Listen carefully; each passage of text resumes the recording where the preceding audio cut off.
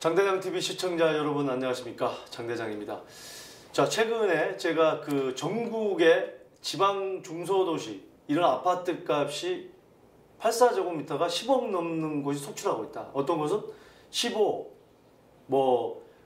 세종시 같은 경우는 84는 아닙니다만 좀 더 큰 평수입니다만 17억까지 신고가를 경신했다.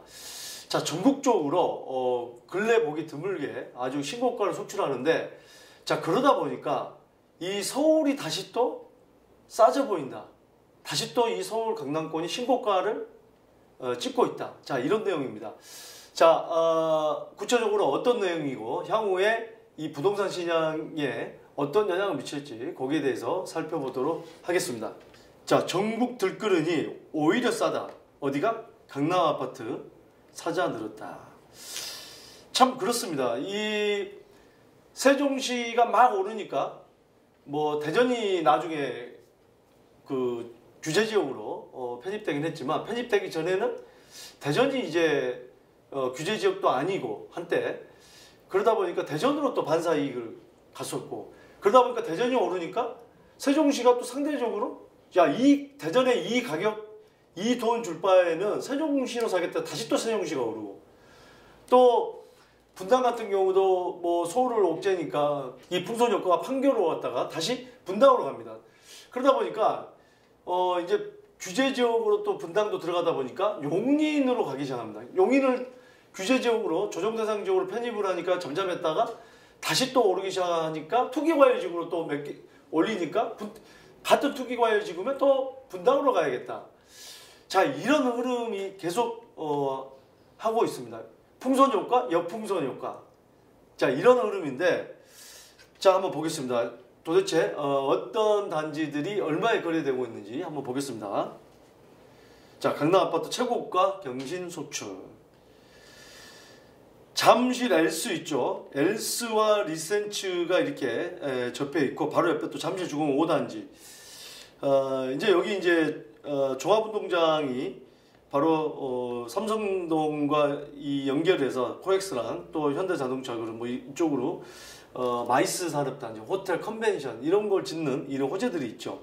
그러다 보니까 엘스라든지 리센츠도 많이 뛰었지만 잠실주공은 계속해서 재건축의 호재가 있는 지역이고, 그래서 이렇게 뛰었는데 또 이 지역들이 잠잠하다가 다시 또 뛰기 시작하는데, 이 45평, 잠실 엘스 45평형이 27억으로 높은 층수도 아닙니다. 6층인데 27억으로 신고가를 찍었고요. 자, 이 중요한 건 또 전세가가요. 전세가가 11월 달에 16억까지 찍었습니다. 같은 단지에 12억 8천, 12억 5천도 있습니다만, 지금 임대차 이 3법 때문에 입법이 지금 시행되고 있죠. 이것 때문에 같은 단지, 같은 평형대 안에서도 몇 억씩 차이 나죠. 4억씩, 5억씩. 여기는 어쨌든 간에 이게 16억으로 경신했다. 전세도 경신, 매매가도 경신. 네. 이걸 매경, 전경. 매매가 경신, 전세가 경신. 자, 이 5호선 명일역의 강동구죠. 강동구 명일동에 있는 명일동 레미안 명일역 솔베뉴라는 아파트인데, 이게 이제 1900세대 정도 되는 아파트인데요. 25평형. 25평형이 13억 4,500만 원으로 최고가를 경신했다고 합니다. 자, 이렇게 보시면 좋을 것 같아요. 지금 대구 범어동 같은 경우도 15억대, 세종시 17억대, 울산, 창원 30평대가 15억, 또 10억. 이러다 보니까 20평대가 12억, 13억 4,500만 원 주고 이 강남 4구라고 하는 이 강동구의 아파트에 2년차 아파트에 초역세권을 산다는 것은 전혀 이상하지가 않다는 거죠. 네. 전혀 이상하지가 않다. 자, 전세가도 7억으로 경신을 했습니다. 이 6억대 있던 거를 7억까지 또 올라온 겁니다. 참, 이 매매가와 전세가가 동시에 뛰는 것은 굉장히 이거는 흔치 않은 일입니다. 보통 보면은 매매가 막 확 뛰다가 이제 전세가가 이제 낮게 형성돼서 나중에 또 전세가가 오르거나 뭐 이런 걸 조금 반복을 하는데 매매가와 전세가가 동시에 뛰는 것은 참 근래 보기 드문 역대급이다라고 좀 볼 수가 있을 것 같아요. 자, 대구 수성구의 범어동 빌리브 범어 33평형 15억 3,500만 원. 7월 달에 12억 8천인데 3월 달에는 10억이고요. 네.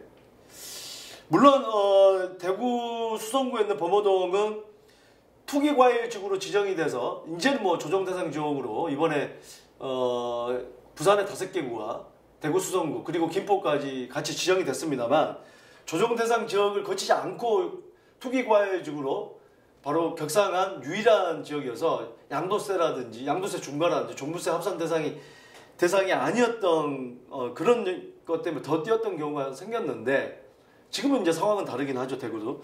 자, 이 지역도 전세가가 7억을 찍었다. 이 아파트도 최고가를 계속 경신하고 있다.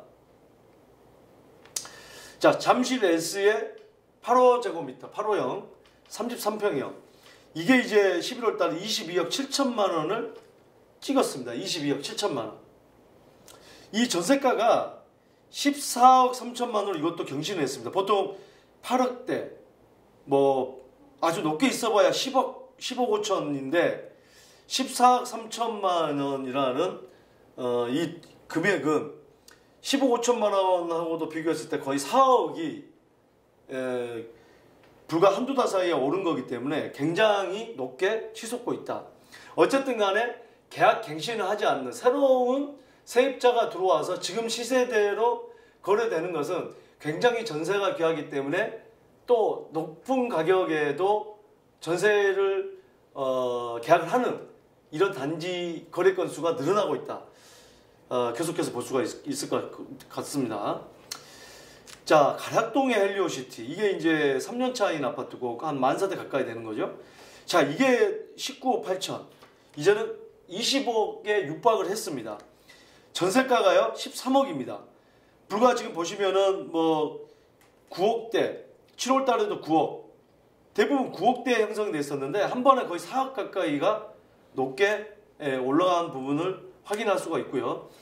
자, 역삼동의 이편한 세상 바로 이 한티역과 선능역 이 사이에 있는 바로 역삼동의 이편한 세상인데 840세대고 16년 차인 아파트인데 이게 32평형이 25억을 경신을 했고요.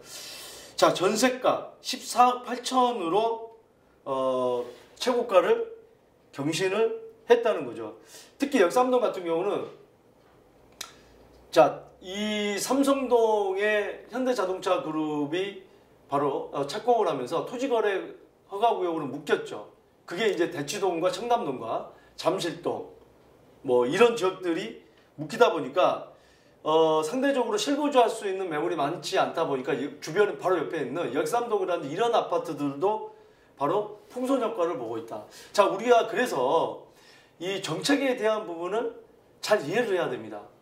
자, 강남구라든지 이런 잠실동, 대치동, 청남동, 잠실동 이런 지역이 토지거래 허가구역으로 묶이다 보니까 토지거래 허가구역으로 묶이면 실거주를 하기 위해서는 실거주를 해야 되잖아요. 그렇지 않으면 안 되기 때문에 거래가 허가가 안 되기 때문에 그러다 보니까 이제 주변 지역으로 풍선 효과가 나오고 있다라는 거죠.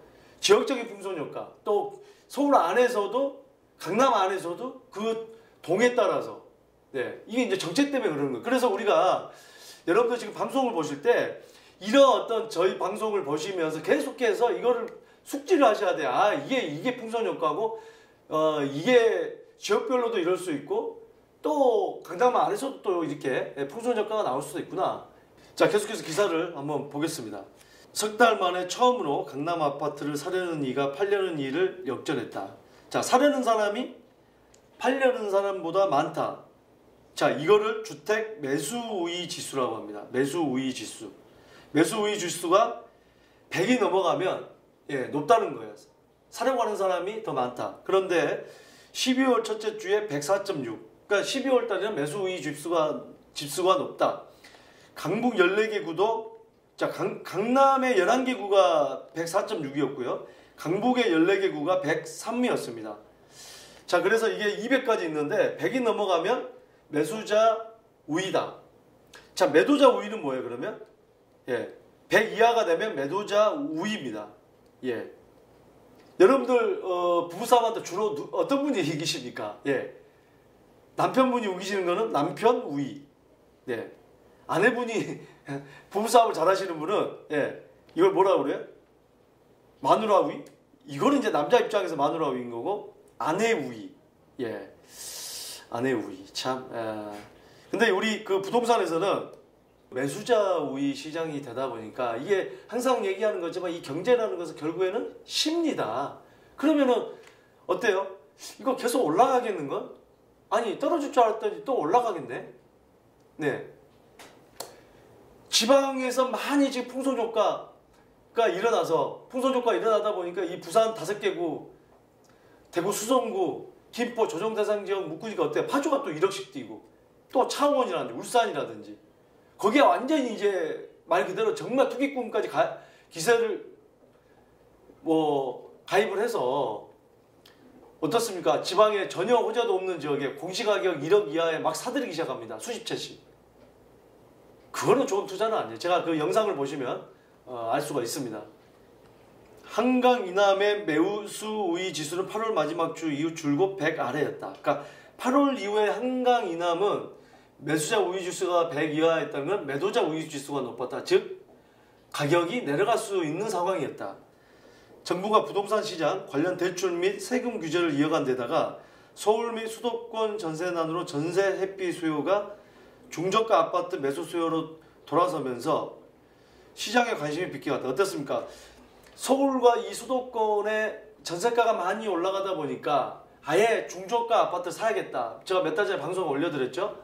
그래서 도노강, 도봉구, 노원구, 강북구의 이 중저가 아파트 6억, 7억대, 8억대 아파트들이 좀 더 높은 가격에 매매가 진행이 됐다고 제가 말씀을 드렸죠. 그러나 이 중저가 아파트가 오를 대로 올랐다. 또 이제 이걸 오를 대로 올랐다고 생각하니까 서울 수도권뿐 아니라 전국 주요 도시에서 10억 원 이상의 고가 아파트가 거래가 이어지자 상황은 달라졌다. 매수 수요가 강남으로 컴백했다. 야, 서태지와 아이들의 컴백 홈, 뭐 그 노래가 생각나는데 컴백 강남. 예. 자, 이거 보세요.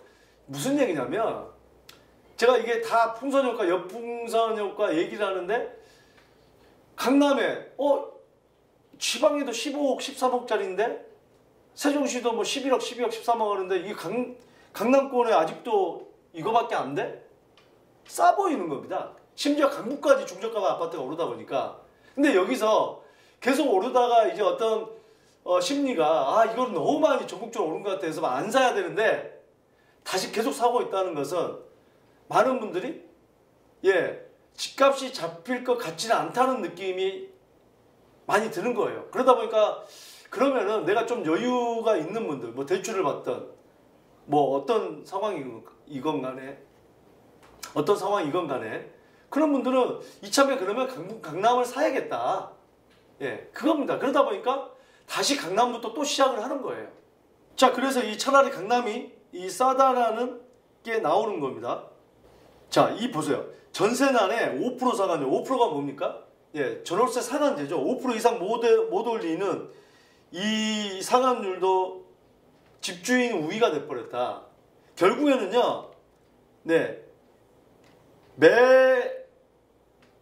매도, 이 공급량이 이 매수를 못 따라가는 겁니다. 매수가 사려고 하는 사람이 훨씬 많은 거예요. 결국은 그겁니다. 이 자본주의 시장에서 항상 말씀드리는 게 수요와 공급이에요. 아무리 집주인이 나는 전월세 상한제 필요 없어. 얼마 안 하면 난 계약 안 할 거야. 지금 그런 임차인들이 그런 얘기들을 저한테 많이 고민 상담을 하시는데, 그러면 임대인이 아무리 그냥 올리면은 나는 그러면 다른 집 찾으러 갈게요. 거기가 공실이 생기면 임대인이 올릴 수 있나요? 절대 못 올립니다. 근데 이 매수자들이 계속 와서 집을 찾고 하기 때문에 올리는 거예요. 즉 무슨 얘기냐? 공급이 부족하다는 얘기입니다. 네, 매수가 많다는 얘기예요. 지금 시장은. 그게 지금 계속해서 컨티뉴 계속 가고 있는 거예요. 그래서 제가 조금 전에 말씀드린 그런 시세가 계속 형성이 되고 있다고 합니다. 그러면은 자, 이게 강남이 다시 시작을 했습니다. 그러면 강남이 또 오르겠죠? 그러면 또 어떻게 될까요? 그러면 이제 지금 이 시장은 뭐가 문제냐? 매매가만 오르고 있지 않다는 겁니다. 또 중간에 잠잠하다가 전세가가 올랐는데 결국에는 이 올라가는 전세가가 이 매매가를 밀어 올리는 겁니다. 그래서 전세랑 매매가가 동시에 지금 올라가고 있다는 게 문제라는 겁니다. 자, 이렇게 됐을 때 강남이 또 올라가기 시작했을 때 강북은 또 싸 보이거든요.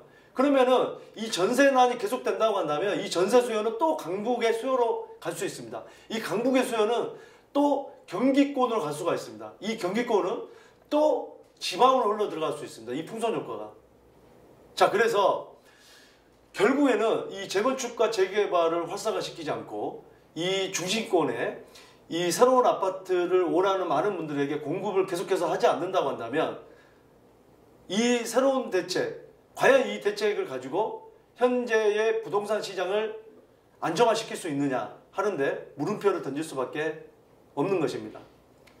그리고 많은 분들의 이런 집 없는 분들이 좀 기다리고 했던 수요들, 이런 수요들의 어떤 구매 심리를 자극해서 정말 영끌해서 집을 사게 만드는 그런 게 계속해서 반복이 되고 있는 것 같습니다. 특히나 상기 신도시를 준비하고 있는 많은 분들은 결국에 입주 때까지는 6, 7년은 더 기다려야 되거든요. 예, 본청약까지 하면 2023년이기 때문에 입주는 빨라야 2026년, 7년입니다. 그렇게 된다고 한다면 향후 6, 7년간은 네, 지금 같은 분위기로 계속 갈 수밖에 없는 상황이 되지 않을까 하는 흐름을 조심스럽게 예측을 해봅니다. 물론 중간에 변수는 있겠죠. 정책이 어떻게 바뀔 것이냐, 이게 이제 변수이긴 합니다. 하지만 중심권의 공급은 재건축 재개발을 활성화시키지 않고 공급할 수 없다는 그런 부분은 결코 이 어떤 외곽이라든지 또 정부가 내놓은 이 정책들, 다가구 주택이나 뭐 다세대 주택을 매입한다거나 호텔을 개조한다거나 또는 공실인 그러한 지금 공공임대주택을 공급을 한다고 해도 많은 사람들이 원하는 이 중심권에 이 수요를 빨아들일 수 있느냐. 물론 최근에 나오는 얘기는 있습니다. 역세권은 용적률을 높여서 공급을 하겠다. 뭐 이런 내용도 있습니다만 과연 이 역세권의 용적률을 어떤 식으로 늘릴 것인지도 지켜봐야 될 거고, 이 역세권의 용적률 늘리는 거를 정말 파격적이지 않은 이상, 네, 근데 이 정책이 파격적으로 같이 과연 나올까 하는 게 의문인 거죠. 파격적으로 나오지 않은 이상 이 지금 현재 이 수요를 빨아들이기에는 쉽지는 않다. 또 지금 당장 건설을 한다고 해도 뭐 다세대야 뭐 6개월 만에 지을 수는 있지만 아파트 같은 경우는 2년 3년이 걸리는데 좀 그것도 한계점이라는 말씀 드리고 싶습니다. 자, 오늘 다시 강남이 들썩이고 있다는 이 주제로 또 향후에 부동산 시장이 어떻게 바뀔 것인지에 대해서 예측을 해보았습니다. 자, 여러분들은 어떻게 생각을 하시는지 거기에 대한 댓글을 달아주시면 감사하겠고요. 자, 여러분들의 많은 고민 상담 들어오고 있습니다. 뭐 세법이라든지 또 정책이라든지 또 개개인마다 다 다르기 때문에 맞추면 어떤 여러분들의 바로 질문이 필요하실 것 같습니다. 또 우리 구독자 상담도 계속해서 영상을 통해서 여러분들의 고민을 해결해 드리고 있습니다. 자, 여러분들의 많은 관심 부탁드리겠습니다. 최선을 다하겠습니다. 감사합니다.